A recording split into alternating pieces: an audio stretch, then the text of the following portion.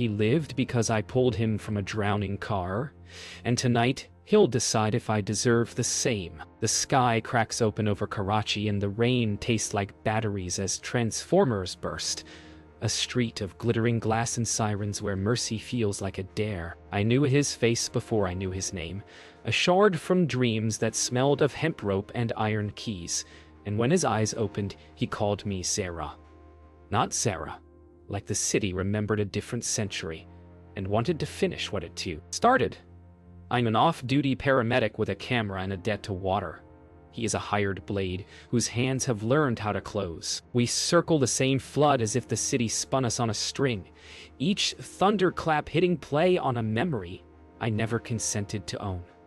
Somewhere a pocket watch ticks in both our chests. If fate repeats until we change it, then this time I will not close my eyes when the hood comes near. The hospital's power stutters like a breath, caught between apology and relapse. And the corridor becomes a metronome of light, where every flicker seems to edit my life into frames I do not remember shooting. Saeed says a storm is the perfect alibi because everyone blames the weather, but weather does not photocopy dead men across years and lay their names at my feet. Rafe stands an arm's length away, measuring distance like a man learning a language he once knew. And I can taste the iron of the word Zara stuck behind my teeth. Inspector Amina signs forms without looking up, her pen scratching a verdict neither of us can read. When the elevator dings, I hear the creak of a wooden beam that never lived in this building, and the smell of wet hemp lifts from somewhere that is not here. Fate is a lazy poet. It keeps plagiarizing itself and hoping we won't notice. Back home, I load the card and the city blooms on my wall in wet negatives. Every frame a confession I didn't intend to hear. The puddle with the hood isn't an accident of light. It is a design, a sign that the rain has handwriting, and it spells my name like a warrant. Saeed calls with that hush he keeps for stories that end careers, reciting the role of the drowned that lines up with storm.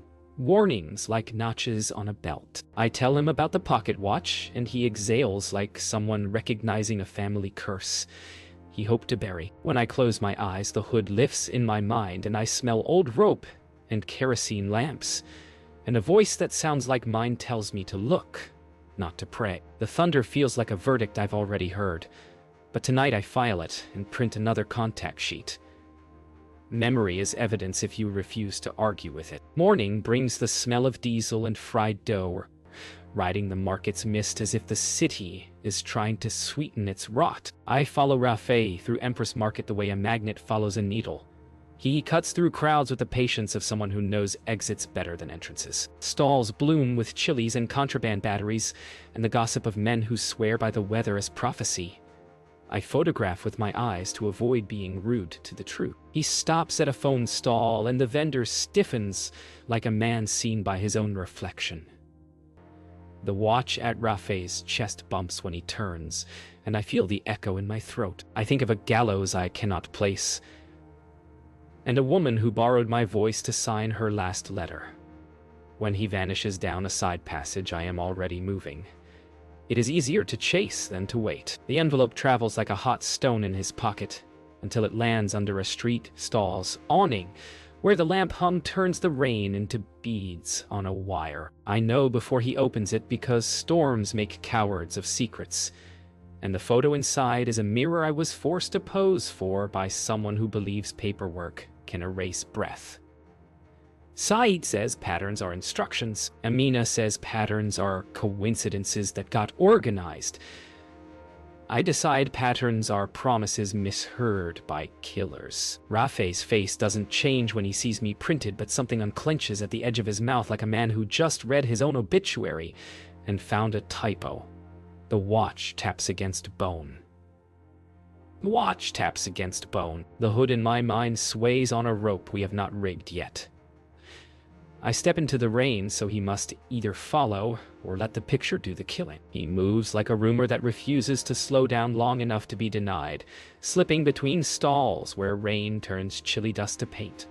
and the hawkers call prices as if they can sell the weather by the kilo. I keep him framed without a camera, counting the exits he notices before I do, learning the rhythm of a man who never stands where memory can pin him. The pocket watch at his chest taps a code my blood answers, and the market's tin roofs drum a verdict that keeps changing juries. A boy with a sack of limes skids past, and Rafe steadies him without thinking. Mercy is a reflex in bodies that have learned its cost. I think of Ziara signing a leaflet with hands that didn't tremble, and of Rafi reading the name he would later erase. We are a corridor inside a storm, two doors that keep opening onto each other. When he finally stops under the clock tower, I'm close enough to hear the second hand dare both of us to choose. Inspector Amina keeps her office cold enough to make truth shiver, a room where the walls wear dates like metals and the case files breathe under their own weight. She listens with the patience of someone who knows that belief is the first suspect, tapping a pen while I outline storms that coincide too neatly with bodies. Names that return when thunder rehearses the same line. Reincarnation is not in her vocabulary. Pattern is. She asks what can stand in court when the rain stops and the city dries into amnesia. I tell her a camera can witness what a mouth cannot swear without breaking. She tells me grief writes good fiction.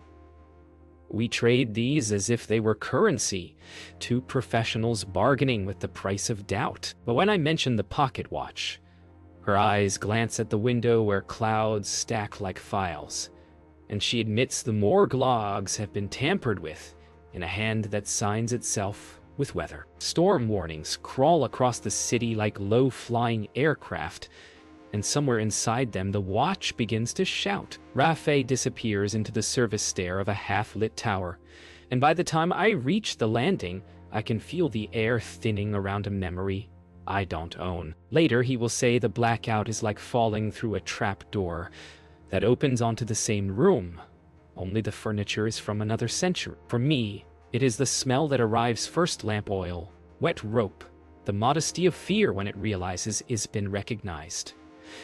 The lights die, and the stairwell becomes a throat. When they surge, he is on his knees with his palm over the watch, not praying, bracing as if the tick has turned into a hammer testing the edges of his skull. I don't touch him. We both know this is a tide with no shore, and if I reach, I will be a lighthouse he must choose to ignore or crash against. Saeed's newsroom smells like ink and battery heat, the old pride of truth dressed in newer scars. He lays out the printouts like a croupier dealing a game, whose rules were written by water storm alerts, security contractor rosters, dock access logs that stutter whenever the radar turns crimson. His source, a voice that arrives without a name, has mapped the disappearances against rainfall totals, until the graph looks like a heartbeat taught to fear its own spikes. We circle the pattern the way two people circle a grave. They are not ready to admit holds someone they love. Saeed warns me that stories like this are written in the tents of the already dead. I answer that photographs are the only resurrection we can prove. He smiles without joy and tells me to pack for a night at the docks. Outside, the sky lowers itself until it can read over our shoulders. Night drapes the tram line like a ribbon pulled from a throat, and the city forgets which century it owes allegiance to. For a breath, the rails ahead of us grow older, iron bright with rain and history, and I see Zara walking there with paper hidden in her blouse, chin up as a prayer she invents on the spot. Beside her, Rafi keeps step with the measured sorrow of a man who believes duty erases the softness it breaks. The echo overlays us cleanly, my boots where hers should be. Rafe's shadow matching a uniform he has never worn. Thunder cues the orchestra of memory, and the street lamps bloom into kerosene halos. I want to reach across the seam and tell them we are here. We are trying, that perhaps the second ending can be taught to the first. The watch ticks between worlds like a metronome that has learned grief. When the echo fades, the rails keep shining, as if to say the line is still there, if we insist on riding it. He waits beneath the overpass where the rain loses patience and hammers the city into silence. And when I step from the glare, his breath catches as if thunder had spoken my name. The distance between us is a wound we both keep measuring, a geometry of guilt and duty that remembers more than we admit. I tell him I pulled him from a car and from a century, and he answers that he has woken with my name already under his tongue, a verdict rehearsed by someone else. The pocket watch ticks between us like a witness refusing to perjure itself. He says his orders are ordinary, the kind that make tragedies indistinguishable from weather. And I ask if ordinary ever needed a hood. The rain threads our faces and stitches them to memories that do not belong to this road. When a siren frays the night, he flinches, and so do I. The same choreography from a courtyard where the sky was lower and our choices were narrower. We stand inside the echo, and neither of us blinks first. Hospitals make time behave, but inside the scan suite, the second hand becomes an animal with its own hunger. Dr. Kosa speaks in diagrams about storms that rattle the brain's filing cabinets, about memories that arrive stacked wrong, yesterday stapled to a century ago. Rafe lies still, while the magnet sings like a hive, and I stand behind glass with my palms pressed to my own reflection, a witness to a music I cannot pretend not to hear. Kosa points at blooming halos, patterns that flare when thunder rolls overhead, and says trauma can braid strangers together if the wound is shared and old enough to have borrowed new names. Rafe emerges pale and quiet, a man who has learned the value of not touching anything that might break. I ask what the images prove, and Kosa answers that proof is a comfort, not a cure. Outside, the rain resumes its argument with the city, and I understand the verdict may be neurological and spiritual at once. The past arrives like rain through a cracked roof, first a whisper, then a room, a courtyard of stone wearing a noose of clouds, a rookery of crows nailed to the air by their own cries. And Zira stands there with ink on her fingers and an apology she refuses to speak. Rafi faces her with the solemn arithmetic of a man whose hands have learned to end arguments they did not start. He remembers a river, and a night she spared him when the flood made him small, and mercy hangs between them like a borrowed cloak. She asks for time to finish a letter to those who will need a name for courage, and he nods before he remembers nodding is not his to give. The rope waits with the patience of habit. The superintendent's boots scrape stone, and the order folds the air in two. Rafi lifts the hood the way a man lifts a prayer he does not believe, and Zara raises her chin, so he must meet. In the present, the order wears better tailoring. Mr. Wilk arrives with rain on his cuffs and a voice trained to make murder sound like maintenance, laying a plan as bland as a weather report. An accident near the docks where the cameras blink at the same moment the city does. A file that will close itself if given the right signature. He tells Rafe the target is a liability with a talent for turning storms into headlines. And the watch at Rafe's chest ticks so loudly I am sure Wilk can hear it. He promises bonuses and clean paperwork, a future measured in quiet rooms and untroubled sleep. Rafe nods because nodding is the currency of men who must not betray their pulse. After Wilk leaves, the rain leans harder into the window as if it knows what is being rehearsed. Some orders arrive with uniforms and drums. Others wear cologne and apologize for the inconvenience. Saidi meets me at the newsroom with a thermos and a map that looks like a heartbeat stitched to the coastline, his voice carrying the quiet that attends dangerous facts. He has called the rain an accomplice before, but tonight he names it a schedule, a blanket that covers the sound of doors closing. The ledger of the missing nods along each time the forecast turns violent, and the docks become a throat for secrets to slide down. He tells me not to go alone, and I answer that I already did, years ago, when a boy's hand slipped from mine, and the water kept him. He does not soften, which is how I know he is truly afraid. We agree to meet at the cranes when the storm peaks, to carry two kinds of witness, mine with a lens, his with words that cannot be unsaid. Outside, thunder sounds like the smack of rope against wood, and I understand that the city has rehearsed this story, so often it now expects applause. The stairwell smells like a promise the rain kept for someone else, metal and mildew braided with the thin sweetness of detergent. They poured over the blood as if cleanliness could acquit the city. Amina's informant lies face down in 4 flights of runoff, his pockets turned out, his phone blinking a notification that will never be read. And the whole space feels too narrow to hold what's happening to our timeline. Amina is iron with a pulse, cataloging angles and shoe prints while the building's generator coughs, and I watch her mouth tighten around the idea that storms are not accidents but accomplices. Whoever did this knew the cameras drowned first. The elevator lights strobe just long enough to write a ghost over my reflection. I kneel because compassion is quicker than caution, and my fingers find a bruise shaped like a hand that never learned to hesitate. When thunder lands on the roof, it sounds like a rope being thrown coiled, and both of us look up as if expecting ceiling beams. Saeed's office has grown another heartbeat. It ticks from the air vent, faint as contrition, louder when the rain leans in. He doesn't curse when I find the mic, only lifts his glasses and rubs the bridge of his nose like a man choosing which bruise to forgive first. We work in silence. He photographs the device for the record he keeps inside his skull.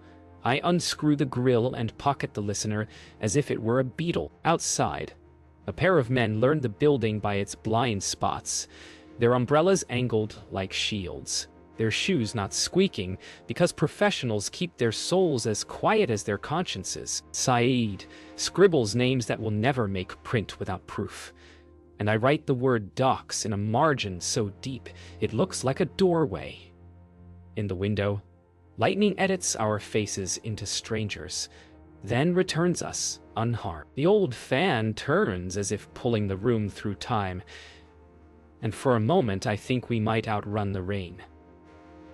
Then the elevator dings, too polite for the future it brings. The docks breathe diesel and tide, cranes frozen like letters in an alphabet for machines, and the storm herds every sound into one throbbing animal that refuses to name itself. Rafai's text was a latitude and an hour, nothing else.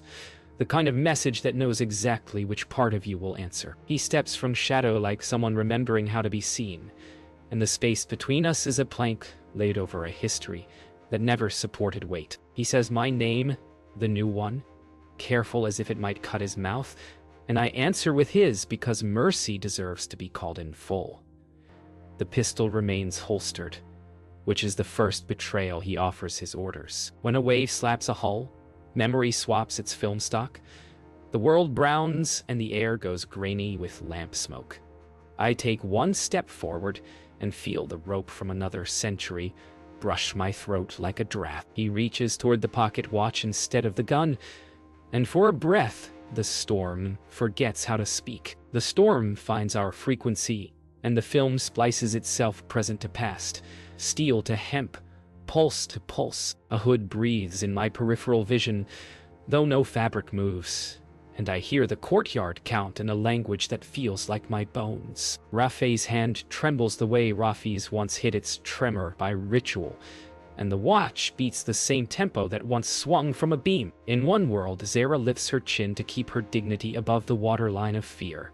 In this one, I raise mine to make him meet what he is being asked to erase. Thunder stitches both skies into one bolt, and for a blink, we stand in the overlap, 4 souls arranged into 2 choices.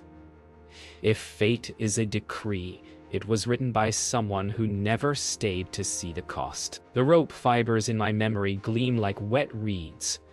The pistol's muzzle in reality angles nowhere. I say not today with a voice that belongs to both women, and somewhere a crow changes perches as if conceding the seat. By the time I sprint back to the newsroom, thunder is counting backwards.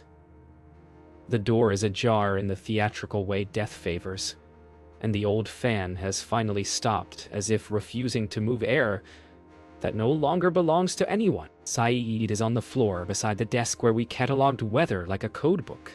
His thermos spilled, the tea making a small warm continent that will cool without remembering anything. I kneel and say his name like a verb, and for a heartbeat the city listens.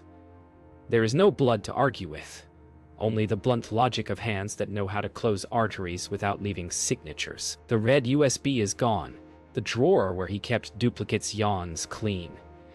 In the glass, I catch a man's coat fleeing the corridor, the color dark enough to be mistaken for rain. I stand because grief has work to do, and I take the only printout they missed, the one with the dock circled so hard, the paper thinned.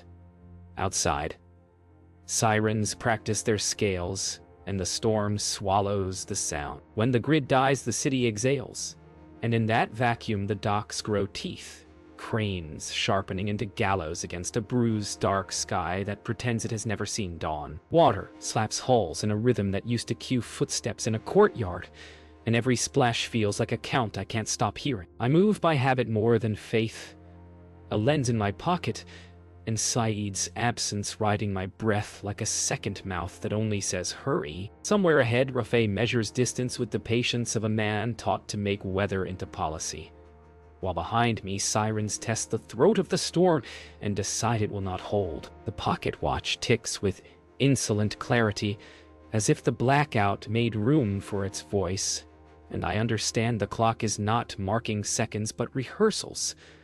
If this is the night, let it be the last performance. I set my feet on slick concrete and step toward the cranes as if walking into a photograph I cannot afford to underexpose. He is waiting where the pier narrows, a chessboard square chosen for endgames, the watch bright against his sternum as if daring the storm to argue with metal. The hood is not in his hand, and yet it is everywhere, a pressure on my vision that makes edges too obedient. He speaks my present name first, and then the earlier one like a confession that belongs to both of us, and the muzzle on his belt remains a rumor while the order in his pocket burns. I tell him mercy is the only rebellion that leaves fingerprints, and for a beat the cranes lean closer to hear if we will betray our scripts. The city holds its breath the way a crowd does before a stunt, which is what fate looks like when it markets itself. I step into the space that would make a clean shot messy and offer him the one thing executioners are taught to fear: witness. He lifts his hand, knuckles white over brass, and the watch answers with a sound that belongs to rope and clocks alike. The splice arrives without warning, past pour into present like kerosene, and the dockside turns to a courtyard, with crows tacked to the sky by their own noise. Zara stands where I stand, her letter folded against her ribs like a last organ that refuses to shut down, and Rafi faces her with hands that know the choreography of endings. Thunder smooths into the slower breath of lamp flame, and for a second I can see the fibers of the rope as individual lives, braided and pulled tight in service of someone else's certainty. Zara meets his eyes, forcing him to inhabit the distance between order and obedience, and in that small mercy the world widens until both centuries can fit. I understand suddenly that repeating is not the same as being trapped. It is an invitation to mispronounce the lie. Rain warms into drizzle, lamps bloom, and both pairs of us stand inside the question of who we will be when the count reaches 3. The first shot is not the one anyone planned. It breaks the air like a spine taught to bow, ricocheting off steel to teach silence new manners, and the body that falls is not mine. The enforcer staggers with surprise that looks like insult, blood pinwheeling into rain, and Wilk's umbrella flips inside out to reveal how small men look when the weather stops pretending to serve them. Rafay's arms are steady because choosing is shock's anesthesia, and the watch at his chest ticks a benediction that sounds like a blade set down. I don't run. I document because that is the opposite of a hood, the act of leaving the face visible. Another shot, then the hinge grind of boots changing plans, and the dock erupts into that particular chaos only rehearsed crimes can summon. The cranes loom, witnesses too tall to intimidate, and in the blur of orders, I hear the fragile hinge of a future that might yet open. In the lull that follows impact, I find a console tucked beneath a tarpaulin, its screen pulsing weak green like a heartbeat that refuses to give up, and the drive slot is a mouth waiting for confession. The files unpack as if they have been desperate to speak. Names unscrolling like prayer flags soaked to translucence. Timestamp after timestamp, marrying storm to disappearance with an intimacy that cannot be argued away. I transmit from a hotspot stitched together by stubbornness and luck, while sirens converge, and somewhere Amina's radio crackles into a decision that will either end her career or make it worth having had. Behind me, Rafe watches the edge of the pier with a posture that turns his body into a promise, and I feel the old count loosen its grip. When the progress bar reaches a horizon called scent, the storm discovers it can be quiet, and for a breath, we hear the city remember how to be more than an accomplice. The plan tastes like a lie we tell the ocean and hope it believes trade, one drowning for another. Teach the storm a magic trick with a spare car, a ruptured window, a thread of red dye that will read as blood to anyone who wants it to stop reading. Rafe outlines it flat, as if monotone could sand the edges off fate, but his hands shake when he knots the toe line because performance has never undone the crime it impersonates. I climb into the decoy's driver's seat, while the water butts the doors, the city muttering at my ear like a nervous witness, and count my breaths like a medic, not a martyr. When he releases the brake, the shell slides forward, and the river swallows it with appetite, bubbles laddering up like startled prayers. Somewhere, cameras will dutifully record a conclusion that buys us an hour of invisibility and a lifetime of explanations. When I surface beneath the bridge, he is there already, eyes wild and sorry, and for a hush the watch between us keeps time like a conscience that has not yet chosen a side. Amina turns the raid into grammar, every shouted order, a verb that opens a door.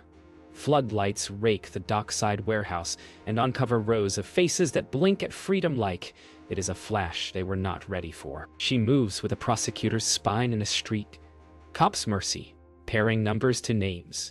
Names to families, families to an argument that will not fold under cross. I film without apology, because witness is the antidote to euphemism, while Rafe keeps the perimeter with the quiet of a man auditioning for his own forgiveness. Chains hit concrete with an honesty metal always had within it, and a Metis checklist appears in my mind, unbidden airway.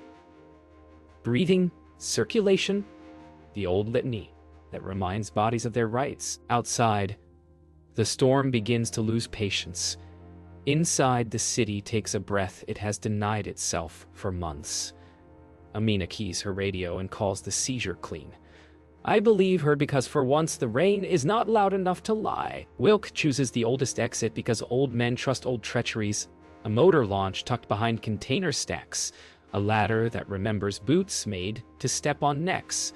A fuel trail thin as a rumor. We arrive at the wharf as the engine coughs awake and the launch shoulders the rain like a dog shaking off blame. Rafe could shoot to stop him, but the calculus feels wrong, the kind that buys a headline and loses a proof.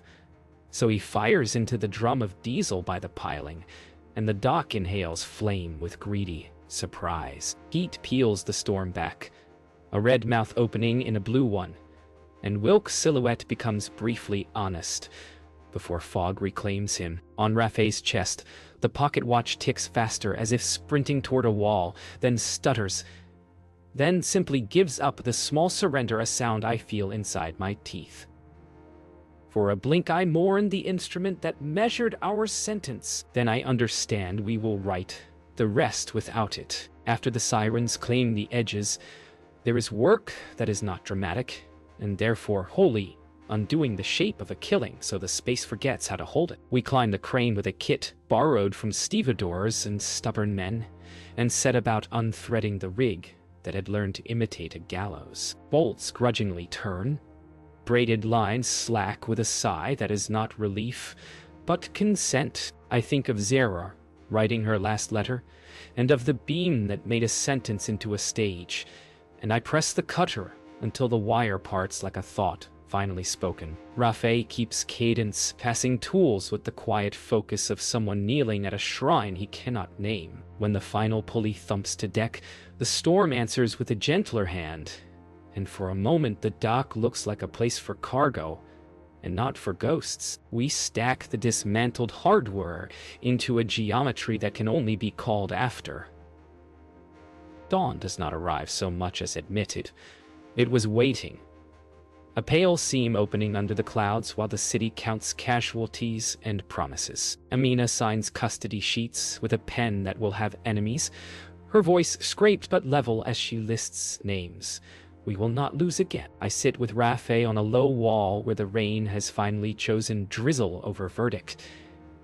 And in the silence that follows a night shaped like a noose, I learn how to breathe without listening for the count. He turns the dead watch in his palm the way a child tests a tooth that is finally loose, and says he is tired of being a tool with a pulse. I tell him storms end when someone refuses to rehearse them. Sirens drift like lullabies instead of alarms, and the cranes look briefly like prayer flags at rest. We agree without ceremony that choices have to be made in daylight. The hood in my mind curls like a leaf and floats away. Morning arrives loud. The files we pried from the storm bloom across feeds and billboards as if the city has grown a second skin of truth, and people step into the rain to feel it wet and undeniable. Names that were once whispered under umbrellas are chanted on crossroads. Faces that were meant to vanish appear 10 feet tall, their eyes refusing to blink. I move through the crowd with seeds absent weight at my shoulder, and the camera held low. Not hiding, but listening. The air tastes like batteries and citrus peel from street vendors feeding the marchers, a new alchemy of grief and appetite for change. I am not leading anything. I am a witness in a river that has decided its own course. Somewhere behind the chant I hear the watch that no longer ticks, and it sounds like lungs unclenching. When the first line of officers lowers their shields, a hush ripples outward. A city learning how to pause between threat and reply.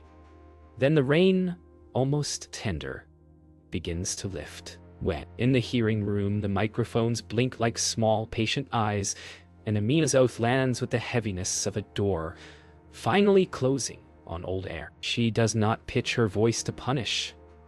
She lists what she saw and what she chose to see, careful to give the city a way to agree with her without lying about itself. Dr. Kosa sits 2 chairs away, palms open, a man who has decided that the least cowardly use of science is to admit when the paperwork is dirtied by fear. He outlines tampered logs and erased tags, and the committee leans forward as if nearing a complicated shore. I take notes, though the feed is recording. The old habit of catching truth twice. Outside, the chant swells and thins like tide. Inside, a pause opens after Amina says the word accountability, and it does not collapse. I feel something shift at the hinge of the day, as if the city's spine has remembered how to carry its own head. He arrives at the precinct without theater, no entourage of excuses, only a man with a working pulse who has chosen to stop letting other people borrow it. The desk sergeant looks up as if expecting a storm to walk in behind him, and when none does, the energy flatlines into procedure, which is another word for a chance to start counting correctly. I stand by the door and watch Rafe say his name, his unit, his actions, the exact point at which the order and the person parted ways. There is no cleanse in it, only room made for consequence. He asks for Amina because some bridges should be crossed in daylight, and when she steps into the foyer, she does not embrace or berate him. She nods once like a captain receiving a log. I think of Rafi's hands learning to lift a hood and pray that muscle memory can be taught new work. When the duty officer reaches for the cuffs, Rafe offers his wrists before he is asked. There is a small wall in the old quarter where names from a century ago are cut shallow into limestone, soft as if the stone was asked to hold its breath while the chisels did their work. I bring a flower market garland, and the letter Zira never sent, rewritten from memory that is not entirely mine, words that refuse to end on apology. The lane smells of wet lime and cardamom, and somewhere a radio plays an aching love song that doesn't realize it is suited for mourning. I read the names until my voice finds hers, and when it does, the air stands more still than weather can explain. In my mind, Rafi watches from the courtyard edge, hands empty for once, and I wish him the same dismantling we gave the crane, the slow unthreading of a task that never belonged to a human body. The garland hangs lopsided. It is not art. It is weight shared by stone and breath. By afternoon, the clouds resign. Light pours into the city, like a verdict no one can appeal, and the puddles that staged our hauntings smooth into mirrors that finally return only what stands above them. I walk the street where I dragged Rafay from the car and stop under the same lamp, now a harmless artifact buzzing like an old habit that forgot how to matter.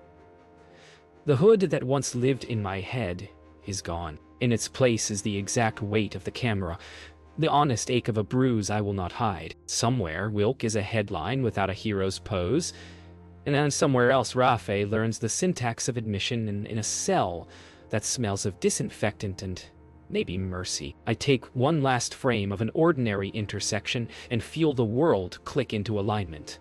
The watch is quiet. The sky is uncostumed. The rain will return, because weather is not a promise, but patterns are. We have taught ours a new ending. You sort to zest and sagety in shitty keyword.